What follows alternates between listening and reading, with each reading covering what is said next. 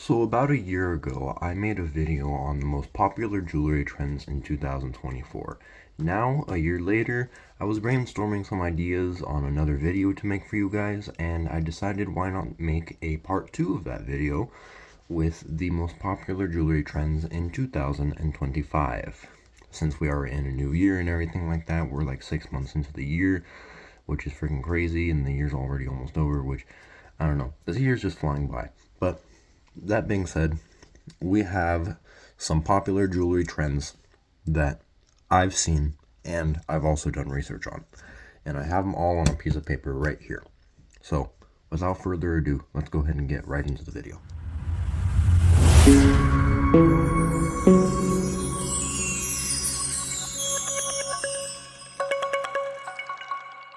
Now, these things aren't exactly in an order of importance. When I was writing this down, I was just writing the things that came to my mind. So, number one is chunky chains. So think large Cuban links, bold chokers, like at least maybe 12 or 13 millimeters thick, and thick chain bracelets especially in rushed silver, matte gold, and black and steel. So, black and steel is stuff like this, where you have steel that's black. And then as far as chunky Cuban links, you got stuff like this. I see a lot of people like everywhere wearing these. Men, women, everyone. A lot of people are wearing like very bold jewelry like this. And it's been seen in some polls that I've researched as well, that some people do prefer like chunky jewelry over just minimal styles.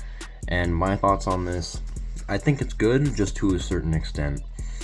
I think chunky chains are really nice as long as you don't go overboard with them. Like one chunky chain and a watch or a ring, something like that. If you're wearing like a big old piece of jewelry or a big old, say, earring or bracelet or whatever, I would pair it with just one more piece of jewelry and then that's it. Anything else other than that, I believe, is going overboard. And at number 2, we have two-tone jewelry. So this is jewelry that has both silver and gold mixed in with it. So think of like a chain, right? You have gold on one link, and then you have silver on another link, and then it just repeats that pattern throughout the entire chain. That's pretty popular, at least among some people. Personally, I've seen probably only like 3 or 4 people actually wearing this, but according to a few trending websites, there are actually people who enjoy two-tone jewelry rather than just your regular normal everyday chain. So I think two-tone jewelry is pretty cool. Personally, it's not my taste, but if you like it, that's all you. And in number 3, one of my favorite ones, it's the moissanite over diamonds. A lot of people are choosing moissanite over diamonds because moissanite is affordable and it's also pretty ethical when it's sourced as well. Diamonds, when they're mined and all that, it's like insanely cruel what they do to some people that actually mine those diamonds, and then they overprice them when diamonds are like pretty much plentiful. They have a ton of diamonds in the earth and we just take them out and we overprice them.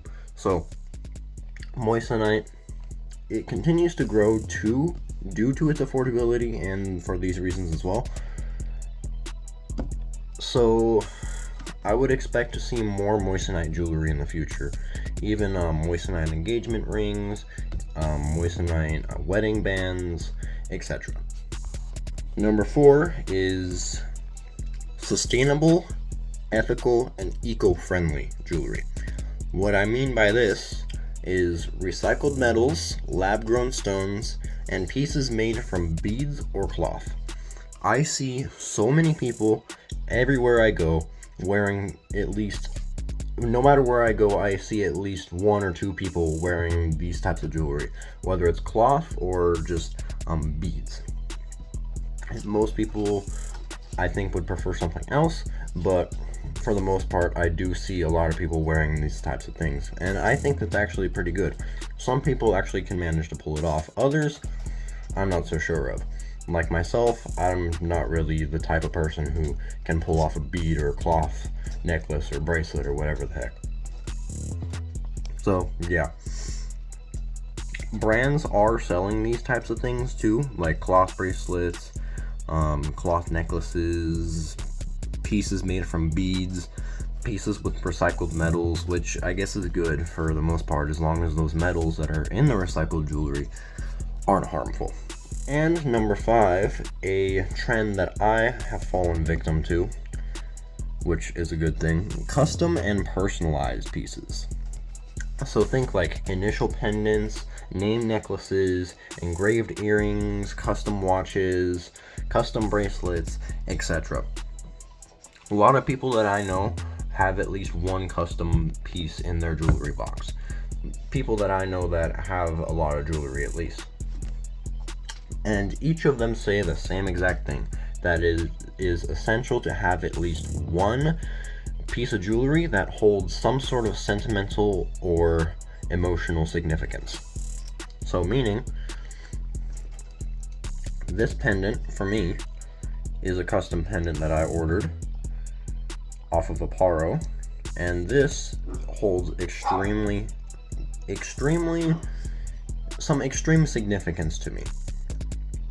This is one of my favorite jewelry pieces for that exact reason.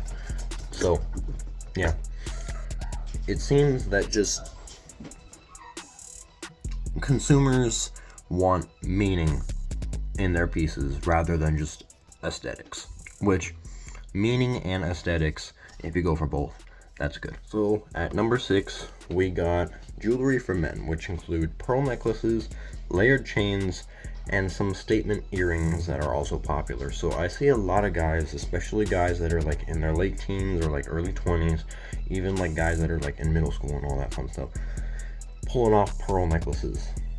Pearl necklaces, I think, are pretty good. They're like cool and aesthetic and all that fun stuff, as long as you know how to style them right. And I've seen quite a few people that do know how to style them right, so props to them. Layered chains, that's something that I like to do myself. I like to layer chains. Put one gold necklace on that's like right here, and put another gold necklace on that's like right here. I never mix my metals because I think mixing metals is absolutely ludicrous. I don't like it whatsoever. And as far as statement earrings, I see some guys actually wearing like hoop earrings and all that fun stuff, and personally, that's not my style. But we'll move on to the next one. At number 7, we have people stacking everything. So that's like more people are stacking, like they're wearing rings, bracelets, watches, chains, and earrings all at once. And for me, I think this is absolutely just extravagant. Extravagant in kind of a bad way, because like I emphasize on my channel a lot, less is more.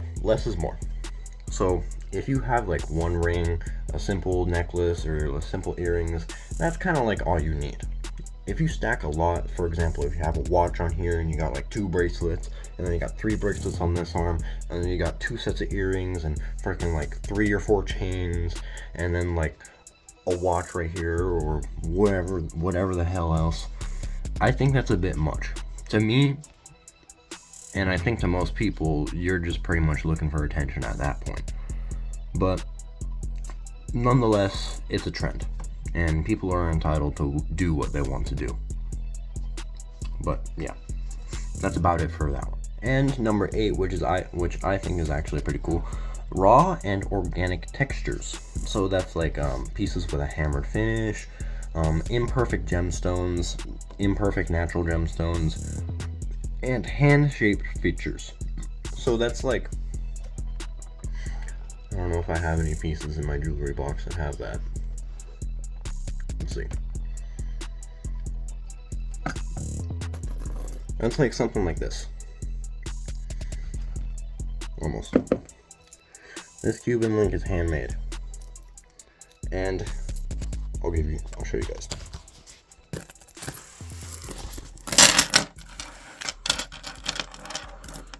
if you look at some of like the soldering and stuff on these links, as you can see, they're not really closed consistently.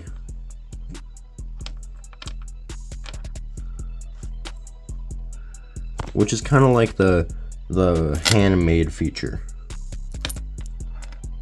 Which kind of shows like how it's handmade. Well, yeah, that kind of shows how it's handmade and everything like that. Aesthetics like this are very pleasing to some people. Not just that too. Stuff like this. Like natural gemstones and all that fun stuff that are imperfect, which add like a raw earthy material, like raw earthy vibe kind of, if you kind of get what I'm saying. But that being said, let's move on to the last and final one. Now, last but not least, we have number 9, which is minimalist statement pieces. Everywhere I go, I see more than 10 people wearing this exact piece. That's, instead of just tons of sparkles, like instead of just like, say like a tennis chain or like a flashy ring or something like that, people choose like a simple Cuban link or a modern chain, like a Cuban link or a rope chain with an extremely high polish finish that refracts a lot of light to sort of like match that sparkle. And for me, I love that aesthetic. Like, I have something like that myself. This is kind of something that they wear. Something with a high polish finish that refracts a lot of light, but it isn't too bold. It doesn't look for that much attention. It'll just have someone notice that this is on your neck. And I love that trend. I love that a lot. So, that being said, I've ranted about the jewelry trends enough. This is going to be the end of the video now, and I don't have much else to say. Thank you guys for watching. Hit that subscribe button if you want to see more content like this and more jewelry insights. And I will see you in the next video. Peace.